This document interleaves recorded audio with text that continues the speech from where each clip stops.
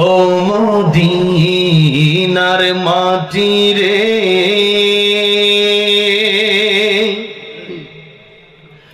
সকল সুখ বুঝি তোর কপালে।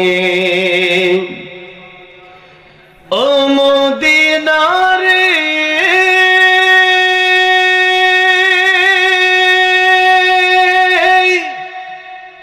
তোর বুকে আমার নবী, যার লাগে পাগল ছবি, যার লাগি মাতুয়ারাতে ভুবন। কাঁদে আমি সারাক্ষণে, কখন যাব সেখানে, সহে না আর পরাণে। ও মদিনার মাটি রে, সকল সুখ বুঝি তোর কপালে। তবে আগে কাকে চিন্তা হবে? আল্লাহকে চিন্তা হবে। যে আল্লাহ এত সুন্দর বডি স্ট্রাকচার দিলেন, এই রুহু আল্লাহ আমাদেরকে দিলেন। নবীকে প্রশ্ন করা হয়েছিল, ও নবী রুহু কি?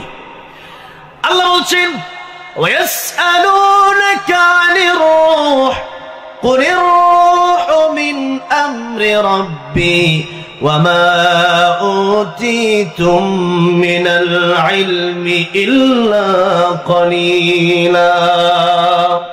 হে নবী, আপনাকে রূহ সম্পর্কে প্রশ্ন করা হয়েছে, আপনি মানুষকে রূহ সম্পর্কে বলে দেন। কুলির রূহু মিন আমরি রাব্বি, হে নবী আপনি বলে দিন রূহ হচ্ছে আল্লাহর হুকুম। যেদিন আল্লাহ হুকুম করেছিল সেদিন রূহ আমার ভিতরে এসেছিল, আর সেই রূহ পায়া, সেই জীবন পায়া আজকে মানুষের সাথে এটা করব ওটা করব, ক্ষমতার জন্য মারামারি করে নিজের জীবনকে অন্য জাহান্নামের পথের প্রতীক আমরা বানাচ্ছি।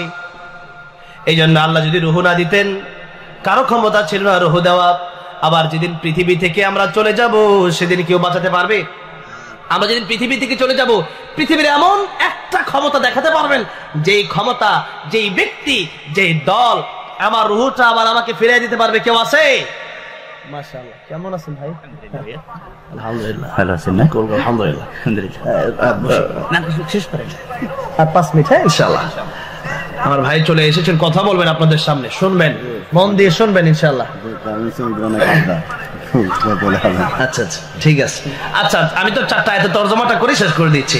তাহলে আমার ভাইরা, আমার বাবাজিরা, নামাজ বেনামাজি হওয়ার উল্লেখযোগ্য কারণ হচ্ছে আল্লাহ নবী বললেন, তোমরা 7 বছর বয়সে সন্তানকে নামাজের আদেশ দাও, 10 বছর বয়সে সন্তানকে পিটাও যদি নামাজ না পড়ে। তাহলে নামাজের জন্য কোনো কম্প্রোমাইজ, কোনো ছাড় নাই। যদি আপনি নামাজের জন্য আদেশ না করেন, আপনি মনে রাখবেন বাবা মা হিসাবে আপনি নিজে তাকে জাহান্নামে দিচ্ছেন। আর কিয়ামতের মধ্যে সে বলবে, আল্লাহ আমার বাপ মাকে রব্বানা আতিহিম দুফাইন মিনাল আযাব ওয়াল আনহুম লানান কাবীরা। আল্লাহ যারা আমাকে নামাজের জন্য বলে নাই তাদেরকে আল্লাহ আপনি দ্বিগুণ আযাব দেন। নাউযু বিল্লাহি মিন যালিক। নেতা যদি কর্মীকে নামাজের আদেশ না দেয়, কর্মীরা নেতার বিরুদ্ধে এই অভিযোগ করবে। তো সেই জন্য বেনামাজি হওয়ার উল্লেখযোগ্য কারণ হচ্ছে বাবা মার অলসতার কারণে সন্তানরা বেনামাজি হয়ে যায়। তাহলে সন্তানকে ছোটবেলায় যে নামাজি বানায় দেন আপনি, যে ব্যক্তি নামাজ পড়ে তার চেয়ে ভালো মানুষ কেউ নাই, ঠিক না বেঠি?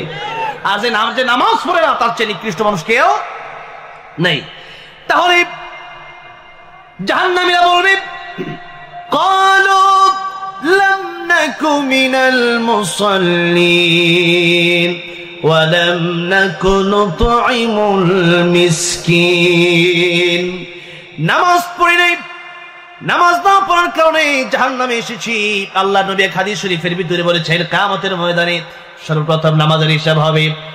আর যে ব্যক্তি নামাজের হিসাব দিয়ে পার পেয়ে যাবে, সব জায়গায় সে ব্যক্তি পার পেয়ে যাবে, তার কারণে সে ব্যক্তি জান্নাতের মেহমান হয়ে যাবে। সুবহানাল্লাহ।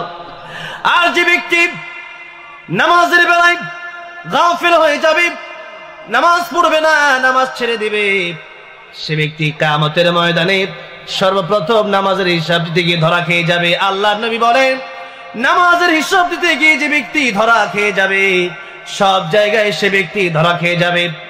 আর সমস্ত জায়গায় ধরা খাওয়ার কারণে সে ব্যক্তিকে জাহান্নামে যাওয়া লাগবে। নাউযুবিল্লাহ। তাহলে নামাজ পড়বেন না ছাড়বেন? আপনি যদি বলেন পড়বো না, তো আল্লাহর কোনো ক্ষতি হবে? আমার কোনো ক্ষতি নাকি নিজের ক্ষতি হবে? আপনাকে বলে দিলাম এটা অন্ধকারের পথ, এদিকে যাওয়া যাবে না। নামাজ না পড়লে আপনি জাহান্নামে ঢুকে পড়ছেন, আপনি যায়েন না। এরপরেও যদি আপনি যান, আপনার নিজের ক্ষতি আপনি করবেন। ফাযাক্কির ইন্নামা আনতা মুযাক্কির লাস্তা আলাইহিম বিমুসাইতির। পিছায় মানুষ বানানো যায় না, কোরআনের মাধ্যমে মানুষকে ভালো বানাতে হয়। কিসের মাধ্যমে? কিতাবুন আনজালনাহু ইলাইকা লিতুখরিজান নাসা মিনাদ যুলুমাতি ইলান নূর। কোরআনের মাধ্যমে মানুষকে ডাকা যায় অন্ধকারের পথ থেকে আলোর দিকে। তাহলে এক নম্বরে নামাজ পড়তে হবে, জীবনে এক নম্বরে কি করতে হবে? দুই নম্বর ওয়ালাম নাকুনু তুআইমুল মিসকিন, গরীব দুঃখী অসহায় এতিম মিসকিন তাদের পাশে আমাদের দাঁড়াতে হবে, মানবতার কাজ আমাদের করতে হবে। ঠিক না ভাই? ঠিক। যারা করবে না, অসহায় মানুষ বিপদে আছে, আপনার টাকা পয়সা আছে দেখেও আপনি না দেখার বাম ধরে আছেন, তাকে আপনি সহযোগিতা করলেন না, এই কারণে আপনাকে জাহান্নামে যেতে হবে। কোথায় যেতে হবে? জাহান্নামে যেতে হবে। তা আর তিন নম্বর আল্লাহ বলছেন ওয়াকুন্না নাখুদু মাআল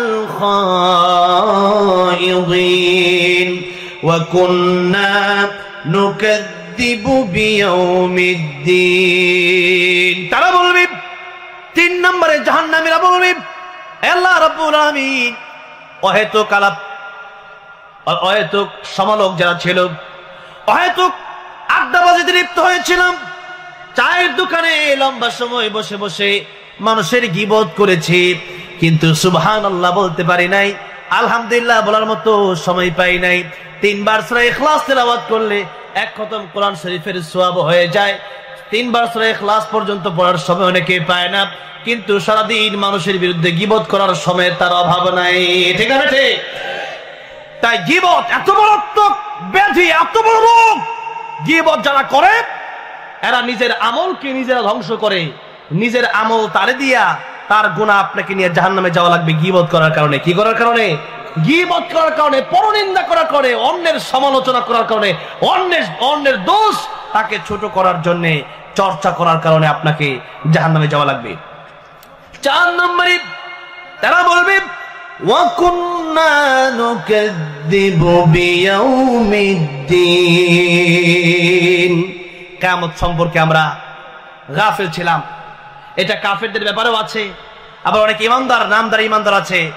পরকাল যখন বলা হয় তখন বলে পরকাল তো এটা পরে দেখা যাবে। এরকম গাফেল যারা, এই পরকালকে অস্বীকার করেছিলাম, পরকালের ব্যাপারে গাফেল ছিলাম। পরকালে সব হিসাব আল্লাহর কাছে দিতে হবে কি হবে না? এই সব হিসাব আল্লাহর কাছে দিতে হবে একদিন। এই দিন নয়, আরো দিন আছে। এই দিন নিয়ে যাবে সেই দিনের কাছে, সেটা হলো কিয়ামতের ময়দান। সেটা কোন ময়দান? আল্লাহ বলছেন লিতুজজা কুল্লু নাফসিন বিমা তাসআ। বান্দারে, প্রত্যেকের বদলা আমি আল্লাহ দিয়ে দিব। মন্দ করলে মন্দের বদলা, আর ভালো করলে তার ভালোর বদলা আমি আল্লাহ তোমাদেরকে একদিন দেব। সেই জন্য দুনিয়াতে এর বদলা কেউ দিতে পারে না, বদলা দিতে পারে কে? তাই মানুষ উপকার করলে বলবেন জাযাকুমুল্লাহ। কি বলবেন? জাযাকুমুল্লাহ। তা আল্লাহ আপনাকে বদলা দিবে, আমি বদলা দিতে পারবো না। ঠিক আছে তো? ইনশাআল্লাহ আল্লাহ আমাদেরকে নামাজি বানায় দেন। জোরে বলেন আমিন। গীবত তুহমত থেকে হেফাজত করেন। জোরে বলেন আমিন। এতিম মিসকিন গরিবদের পাশে থাকার তৌফিক দান করেন। বলেন আমিন। এবং কিয়ামত সম্পর্কে আমাদেরকে ধারণা রেখে, পরকালের এই ভয় আমাদের অন্তরে রেখে, আল্লাহর ভয় অন্তরে রেখে আমাদেরকে আল্লাহ সুবহানাহু ওয়া তাআলা আমাদেরকে পরকালের প্রস্তুতি নিয়ে আল্লাহর ওলি বানায় যেন কবর নিয়ে যান। জোরে বলেন আমিন। ওয়ালা তামুতুন্না ইল্লা ওয়া আনতুম মুসলিমুন। মুসলমান না হয়ে কবরে যায় না, উপায় নাই। সেজন্য মুসলমান হয়ে আল্লাহ আমাদেরকে যেন মৃত্যু আমাদেরকে দেন, আল্লাহ যেন কবরে আমাদেরকে নিয়ে যান মুসলমান বানায়। জোরে বলেন আমিন। একটা গজল গাওয়ার জন্য আবদার করেছে আমার প্রাণ প্রিয় ভাইরা। অনেকগুলো আবদার এসেছে, আজকে এতগুলো আবদার রাখতে পারবো না। আমি একটু অসুস্থ হয়ে গেছি। গতকাল জয়পুরহাটে 2টা মাহফিল ছিল, তো অনেক লম্বা জার্নি করে আমি ঢাকায় এসেছি। ঢাকা থেকে এখানে আসলাম। আমার শাকিল ভাই জন্য আপনারা দোয়া করবেন। এই যুবক ভাইদের পাশে আপনারা সবসময় থাকবেন, অর্থ দিয়ে, বুদ্ধি দিয়ে, শ্রম দিয়ে, সবভাবে আপনারা থাকবেন ইনশাআল্লাহ। একটু সঙ্গীতটা গেয়ে যায়, যেই সঙ্গীতের কারণে, যে নাতে রাসূল সাল্লাল্লাহু আলাইহি ওয়াসাল্লাম বলার কারণে, বলার পরে আল্লাহ আমাকে মদিনায় যাওয়ার তৌফিক দিয়েছেন। গাইতে পারি একটু?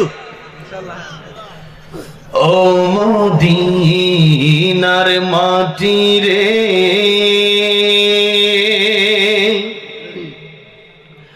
সকল সুখ বুঝি তোর কপালে।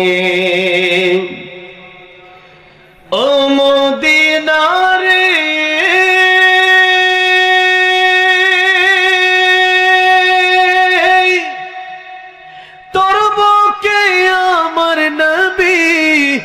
যার লাগি পাগল ছবি, যার লাগি মাতুয়ারাতে ভুবন, কাঁদে আমি সারাক্ষণে, কখন যাব সেখানে, সহে না আর পরাণে। ও মদিনার মাটি রে, সকল সুখ বুঝি তোর কপালে। আল্লাহ সবাইকে বারবার মক্কা মদিনা যাওয়ার তৌফিক দান করেন। আলহামদুলিল্লাহ, অনেক বড় বড় আলেম দ্বীনরা এখানে আসতেছেন। আপনারা সবাই যারা দাঁড়ায় আছেন আস্তে ধীরে ইনশাআল্লাহ ভিতরে জান্নাতের বাগানে, এটা প্যান্ডেল হলো জান্নাতের বাগান, এখানে জান্নাতের বাগানে এসে সুন্দরভাবে বসে যান ইনশাআল্লাহ। এক একটা আয়াত বোঝার চেষ্টা করবেন। আল্লাহ নবী বলেন, আবু যর 100 রাকাত নফল নামাজ পড়লে যে সওয়াব হতো তার চেয়ে বেশি সওয়াব তোমার আমলনামে আল্লাহ দান করে দিবেন। আমরা তো প্রতিদিন 100 রাকাত পড়তে পারি না। আগে এক এমপি ছিল 70-80 রাকাত করে পড়তো। হ্যাঁ, আমরা তো আর পারি না। তো যাই হোক, আহসানু আমালা, আমল কম হইলেও যেন আমল ইখলাসের সাথে হয়। তো সেই জন্য আপনারা আলোচনা শুনবেন ইনশাআল্লাহ। আল্লাহ এই মাহফিলকে কবুল করেন। আল্লাহ রাব্বুল আলামিন মাহফিলকে আমাদের জন্য কাল কিয়ামতের ময়দানে নাজাতের উসিলা বানায় দেন। জুড়বেন আমিন। ওয়া আখিরু দাওয়ানা আলহামদুলিল্লাহি রাব্বিল আলামিন। আসসালামু আলাইকুম ওয়া রাহমাতুল্লাহি ওয়া বারাকাতুহু।